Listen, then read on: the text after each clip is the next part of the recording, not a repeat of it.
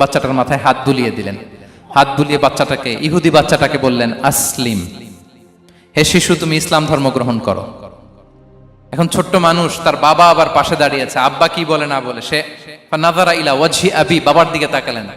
তা বাবা বলে আতি আবুল কাসিম, মানে বিষ্ণু ইসলামের কুনিয়াত, বড় ছেলে ছিল কাসিম, তাকে বলা হতো আবুল কাসিম। ইহুদি বাবা বলল, মোহাম্মদ যা বলে তাই করো।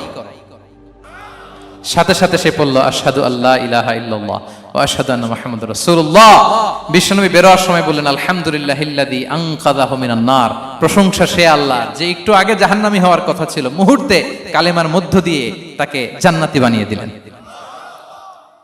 দেখেন প্রতিবেশীর সাথে কি আচরণ। ইহুদি প্রতিবেশীর পাশে দাঁড়িয়েছেন, অসুস্থ, ভিজিট করেছেন।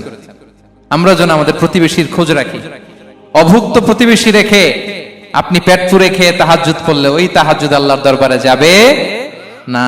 খবরদার, খবরদার, আমরা যেন প্রতিবেশীর সাথে সুসম্পর্ক রাখি। বদরের যুদ্ধে 70 জন বন্দী হয়ে আসলো। বিশ্বনবী 70 জনকে সাহাবাদের মধ্যে ভাগ করে দিলেন, বললেন তোমরা খারাপটা খাবে, বন্দীদেরকে ভালোটা খাওয়াবে। কি নমুনা স্থাপন করেছে ইসলাম। সুমামা ইবনে উসাল রাদিয়াল্লাহু তাআলা আনহু নামে এক যুদ্ধবন্দীর ছোট্ট ঘটনা বলে আমি পয়েন্টটা শেষ করছি।